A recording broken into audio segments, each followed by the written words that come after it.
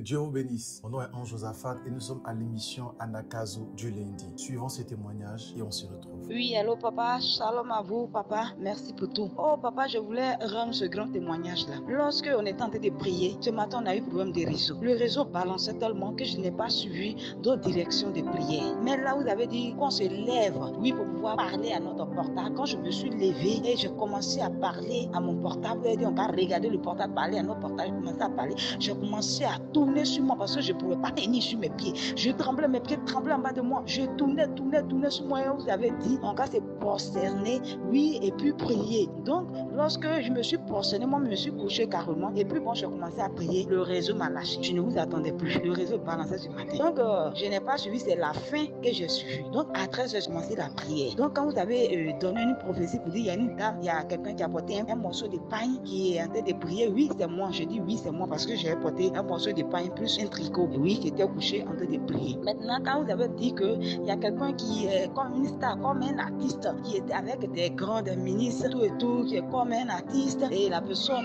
l'onction de la grandeur, tout et tout, je suis tombée sur l'onction. Et quand je suis tombée sur l'onction, il y a une voix claire au moins qui me disait, oui, récupère cette grâce t'appartient, récupère cette grâce t'appartient, ne néglige pas cette grâce, ne néglige pas cette grâce, mon enfant, cette grâce est pour toi, cette grâce est pour toi, c'est moi l'Éternel des armées qui te parle, je te donne cette grâce, car cette grâce est pour toi, récupère-la, ne la néglige pas. Donc j'étais sur l'onction, je ne pouvais pas tenir, j'étais couché, je me lève, je me recouche, je me lève, je tape le sol, et puis bon, je ne pouvais pas transpirer, mon cœur battait fortement. Quand la prophétie est passée, quand je me suis retrouvée, et effectivement, vous avez commencé à prier. Mais ce que je voulais souligner est que moi-même, je suis manager artistique. Oui, en 2010, j'ai géré un groupe qui est aujourd'hui en Europe. Après la guerre, moi, je suis rentrée à l'intérieur, oui, pour faire d'autres activités. Étant manager artistique aussi, je suis présidente d'un mouvement politique. Mais compte tenu de beaucoup de choses, nous sommes à l'écart et nous regardons. Dieu fait grâce. Et aujourd'hui, Dieu a révélé cela. Donc, c'est pour cela que je rends gloire à Dieu. Je dis merci à Dieu. Merci pour tout ce qu'il fait. Que Dieu vous bénisse. Amen. Waouh, quel témoignage extraordinaire et quel témoignage puissant.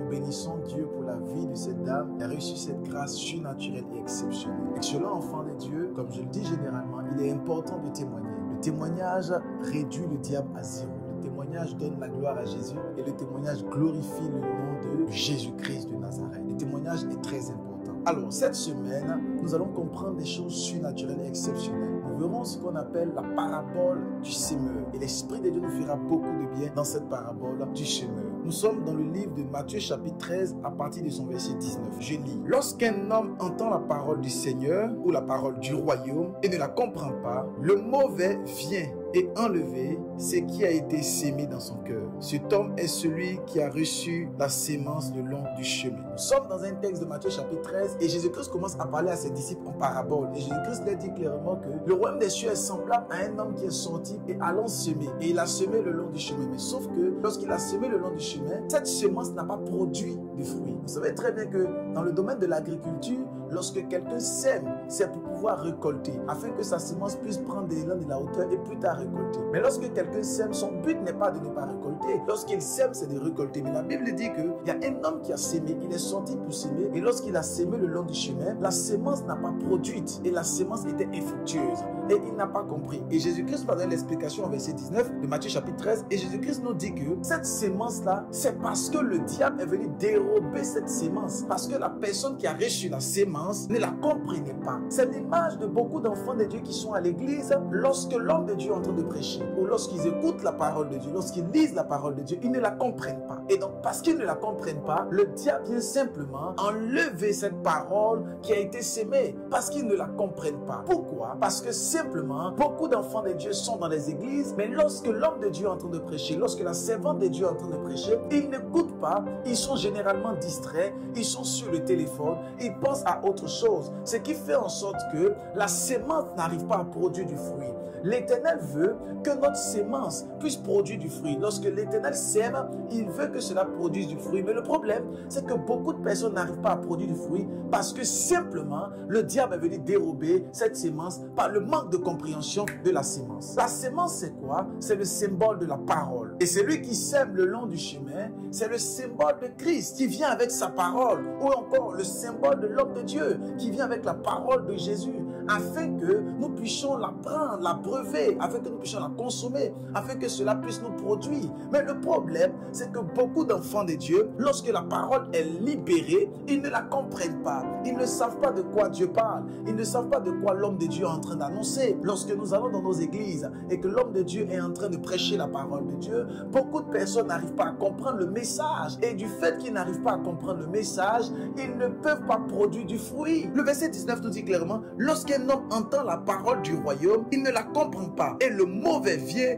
et enlève ce qui a été sémé dans son cœur. Cet homme est celui qui a reçu la sémence le long du chemin. Alors beaucoup d'entre nous, nous avons reçu le message, nous avons reçu la parole de Dieu, mais nous ne la comprenons pas. Et du fait que tu ne comprends pas la parole de Dieu, elle ne peut pas produire en toi le fruit. Il faille impérativement que tu puisses comprendre la parole de Dieu. Lorsque tu viens dans la maison de Dieu, il faut que tu sois disposé, que tu ne sois pas distrait, mais que tu sois dans la disposition pour comprendre le message que Dieu te donne. Et lorsque tu as la compréhension complète et totale de la parole de Dieu, elle produira en toi le fruit et ça fera en sorte que ta vie sera une vie glorieuse. Comment se fait-il que beaucoup de personnes sont à l'église mais ne peuvent pas produire du fruit? Parce que simplement, ils ne comprennent pas la parole. Le verset 19 dit simplement, ils ne comprennent pas la sémence qui a été donnée. Ils ne comprennent pas le message qui est donné. Mais je prie pour toi en ce matin, que l'Éternel te donne la capacité de comprendre les Écritures au nom de Jésus-Christ. Pendant que les hommes de Dieu sont en train de prêcher, pendant que le message est en train d'être divulgué, je prie que tu puisses avoir la totale compréhension par la puissance du Saint-Esprit. Et s'il y avait le plan de Satan qui était à la base, qu'il soit neutralisé. Car la Bible dit au verset 19 que le diable, le malin, le mauvais vient et il dérobe la parole. Je prie aujourd'hui que tout projet de Satan pour dérober ta parole soit brisé au nom de Jésus-Christ.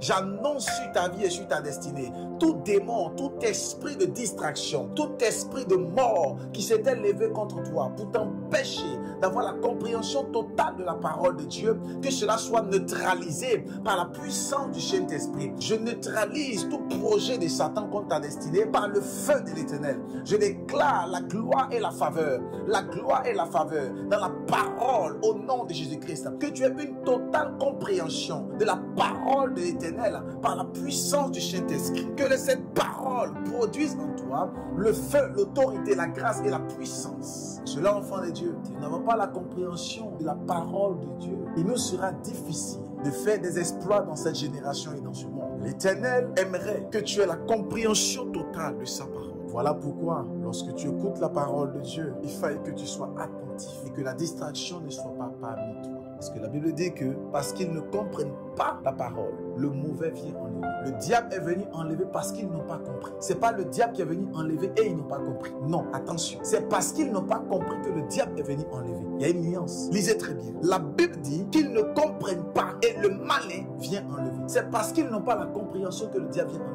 Ce n'est pas parce que le diable est venu enlever qu'ils n'ont pas la compréhension. Voilà pourquoi, lorsque tu es dans la maison de Dieu, apprends à écouter la parole et à la mettre en pratique, à la comprendre. La distraction ne soit pas au nom de Jésus. Dieu vous bénisse, que sa grâce demeure sur vous, que son onction ne cesse de couler dans votre vie, au nom de Jésus. N'oubliez pas, notre devise à Anakazo est de prier les mains, de méditer les mains, de prier les après-midi, de méditer les après-midi, de prier le soir et de méditer également les soirs pour la gloire de Dieu. D'autres les personnes qui veulent témoigner, envoyez un message sur le numéro qui est en train de s'afficher par note vocale et rendez votre témoignage pour la gloire de Dieu. Faites l'expansion de ce message afin de bénir le maximum de personnes. Tu as été béni, je te dis shalom.